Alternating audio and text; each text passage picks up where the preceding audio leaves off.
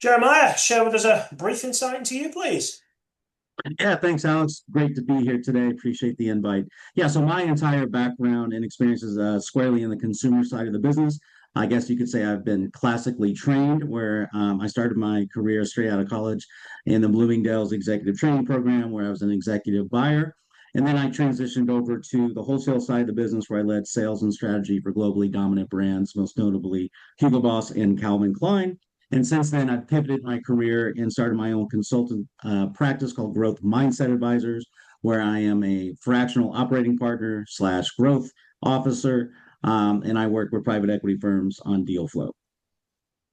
Perfect. What's one mistake that you see private equity firms or portfolio companies making, and what would you suggest to correct them?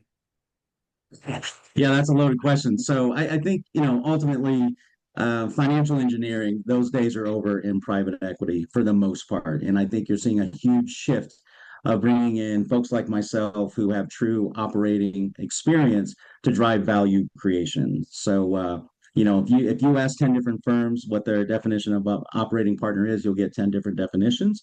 So I think that's becoming more commonplace, although it's a relatively unknown role. But I just think overall value creation is desperately needed in private equity. So I think this is a really fascinating topic, and I post regularly about this on LinkedIn. My take on the need for this for a lot of private equity firms, and I don't remember the number. We've done a big mapping process and identified how many firms actually have operating partners, and it won't surprise anybody that there's more without them. But the professionalization of private equity is not being spoken about enough. The competition is rife. The money is incredible in this space, and therefore lots and lots of people are piling into it in order to do so. And the key differentiator no longer is capital and fund size and all these kind of areas. It's basically LPs are interested in, can you bring the returns outside of the market growth? And the deal team doing everything is over. And oh well, I'm an investment banker X and moved into private equity and I know how to grow a business and I've been in consulting for X amount of time and I can do that role. Now, the consulting role does get played in operating partner, but if you've not done the route of consulting operator and then into the operating partner role, and you've just gone 2 years consulting and straight into a deal team role, which I know is less likely in America than it is in Europe. But that kind of change for me is important. And it's going to be the differentiator for a lot of firms. And if we're seeing it at the large cap firms that are building out those teams and having those operators, then the lower middle market needs to catch up. And that's just phase one. And that stuff's already gone. The professionalization, marketing teams, deal origination teams, etc. But why do you think, well, what do you hear? Because obviously you work fractional and work for different businesses that kind of bring you in, obviously ad hoc. What's your take on why the operating partner model hasn't, materialized with every firm clamoring over getting people in to drive that value creation? That's a great question. I don't know if I have the full answer to it. I think that especially in the lower to middle market, they're still testing the role. And I don't think they fully understand it. So, and I think oftentimes they bring in operating partners after the acquisition. I think that's a mistake. They should be at the front end of that, working with the deal team, putting together the value creation plan, and just specifically talking to, the consumer sector. I think it's also very important for any operating partner to have a actionable deal thesis. If you don't bring that to the table, you kind of lose credibility because there's a lot of executives out there that try and make this transition to private equity, and it, quite frankly, is completely different world. Like the stakes are high, but that's why I like it. As opposed to the corporate world. But if you don't have a point of view on a deal and how you can unlock value and ultimately drive that exit to what you're talking about, that's what LPs care about. To gain that credibility, you're not going to be effective. So that's the first thing that I bring to a table whenever I engage with any private equity firm. And I work with, roughly 5 firms of varying sizes, from independent sponsors to a $200 million fund to a couple $1 billion funds. And obviously, depending on the deal, they'll bring deals to me. I bring deals to them that are appropriate. But you got to have a point of view, and an angle on that deal before you even get to the table. So Looking at the role, so you've worked with a firm, the recent acquisition of Capizio, and you play the role as operating partner. As you said, there's lots of different iterations of how businesses use that title and use the people within it. What was your role within that acquisition, and kind of walk us through that, what you learned from it, what were the wins, what were the learning points for you?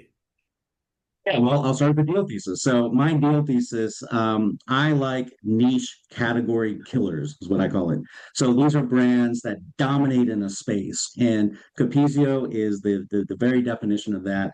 And for those of you that don't know, they're a fifth generation family owned business, 137 years in business, and they are either the number one or number two brand in dancewear, depending on the category. So this is like a picture perfect. Deal for me. And so the background story is I actually looked at this deal with another firm.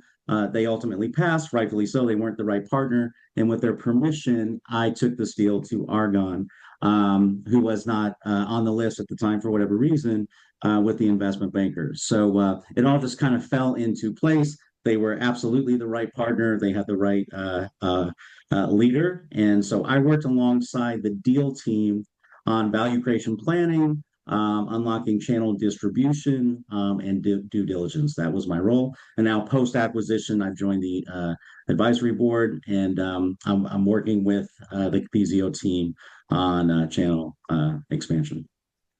Just looking at that, because that for me is the key area. You said operating partners should be brought in because of value creation, not post, pre, because the pre is where the planning is done, the post is where the execution is done.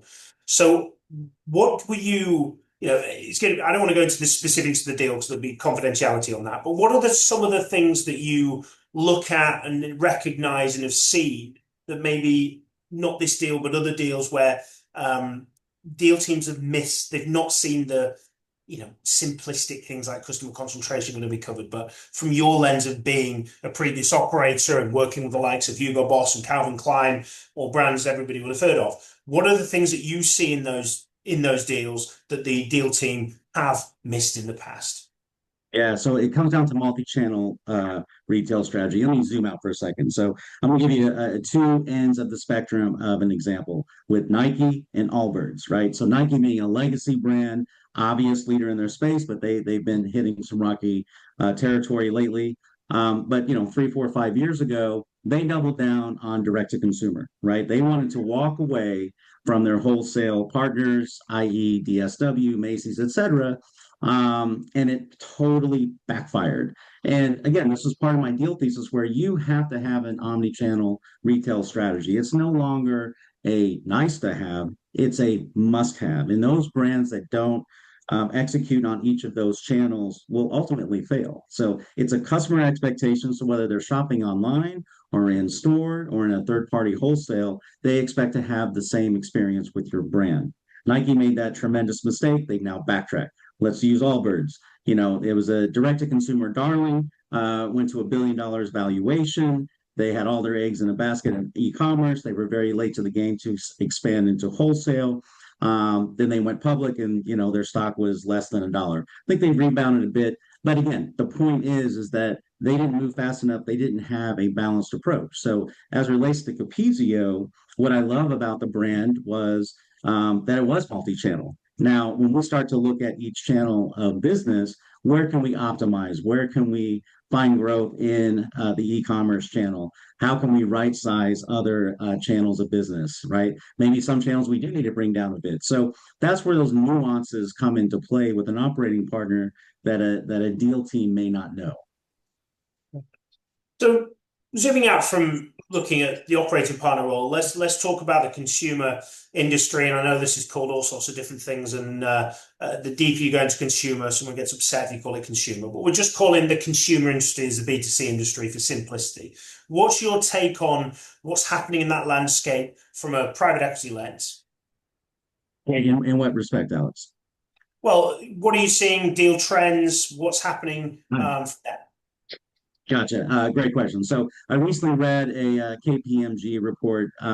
So total consumer deals are nearly down 15% in Q2 versus last year, but this is distorted. There are some major mega deals that really distorted the numbers. I'll give you three examples. One, there was a $9 billion private deal of Skechers.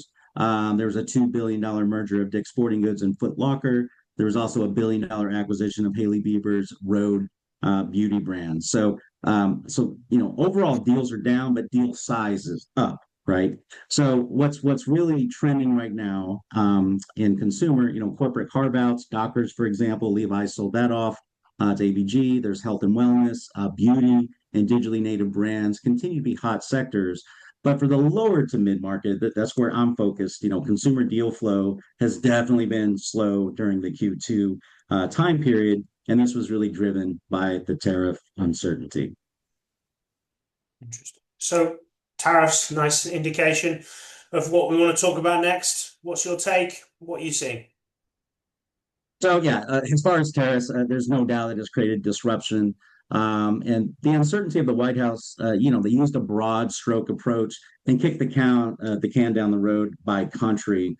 So I understand the macro rationale, and this is not intended to be a political conversation, but it's tough to mitigate risk, with tariff policies changing so rapidly. But with that said, all brands are in the same boat, right? So this is really a testament to which brands are truly desirable and which are positioned on price alone.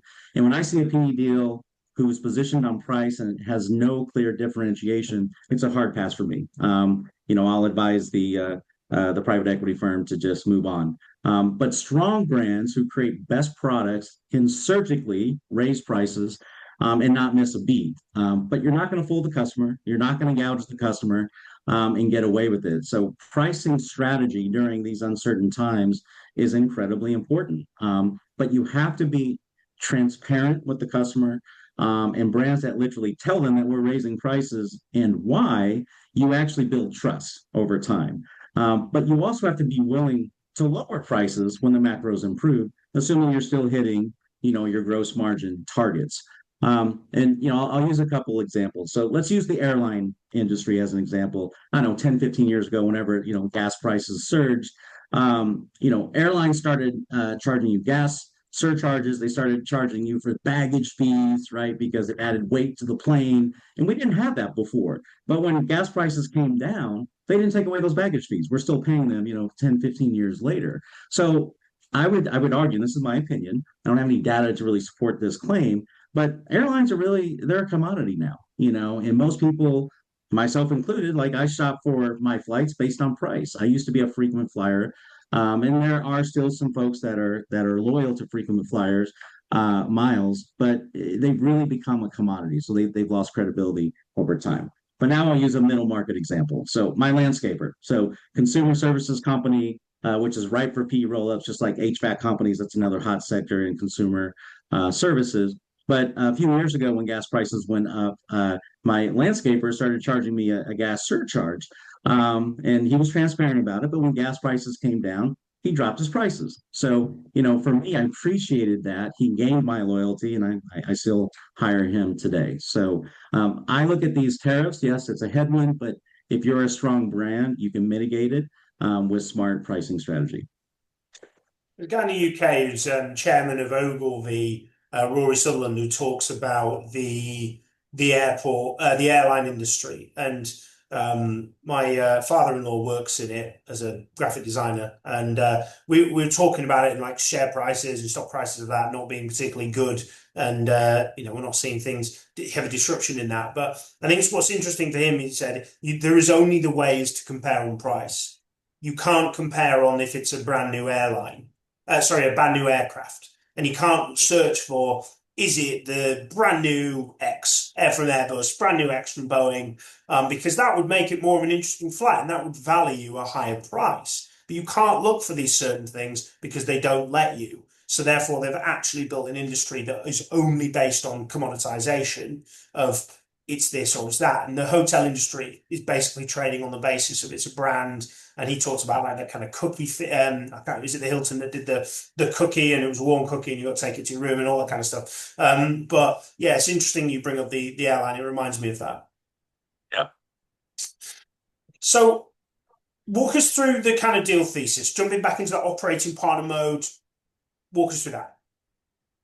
Yeah, so again, I go back to multi-channel retail, and really the disruption started around 2020, 21 with Apple iOS 14. So they basically changed their algorithm and no longer allowed brands access to third-party data. So in other words, brands were now flying blind. And that really, really changed the D2C landscape. That entire playbook of just throwing money and ad dollars at Facebook and Instagram, et cetera, you just weren't getting that return anymore. So your ROAS went through the roof, your customer acquisition costs are now unsustainable. So that was really the tipping point right there. But then also Shopify. Shopify completely disrupted the industry. 10, 15 years ago, if a startup in consumer, whatever widget you chose to sell, a good chunk of the money that you would have to raise was for a development team to create your website, right? Now that's been commoditized. So anyone has a plug and play solution with Shopify, and thousands of brands now flooded the market, and everyone's trying to sell an athleisure jogger, right? We don't need another athleisure jogger. There's no differentiation there. So those were the two main points that really just tipped this on its edge. And the brands that stubbornly, like an Allbirds, I'll pick on them again, they just waited too long to enter into wholesale or start their own retail brands in a meaningful way. They thought that they could just keep, throwing ad dollars and keep getting that return. And that certainly was true for a while. And they had a great heyday, from, 2012 to 2019. That was an excellent time period for e-commerce brands. But those that were slow to evolve fell by the wayside. So again, I'll use the opposite end of that spectrum, where legacy brands that were over distributed in wholesale or their own stores, they were slow to adapt and to really, engage customers through e-commerce and D2C, and their tech stacks got way behind, and now they're feeling the pain. So there are a few brands today that are doing a great job of that. Viore is the obvious winner in this space. They've just been a rocket ship, but they've done an excellent job of creating great products. They had a great retail experience. They tried to stay as vertical as possible, but they also early on, established great third-party relationships, i.e., with REI, to expand brand reach. You said, to tackle on something, because I think this is every business applicable. You said a great retail experience. If we just think of that, about anything from a person-to-person interaction basis, what's your take on what they've done well and what other firms have done to coin the term great retail experience? Yeah, and I would call it retail theater. And I'll certainly point, to Viore's one of them, Lululemon is another. And one thing that those brands do is they invite in the local communities into their stores, right? So Lululemon's been doing this for years. They're hitting some rocky ground now because so many Me Too brands are on their heels. But their retail experience was exceptional.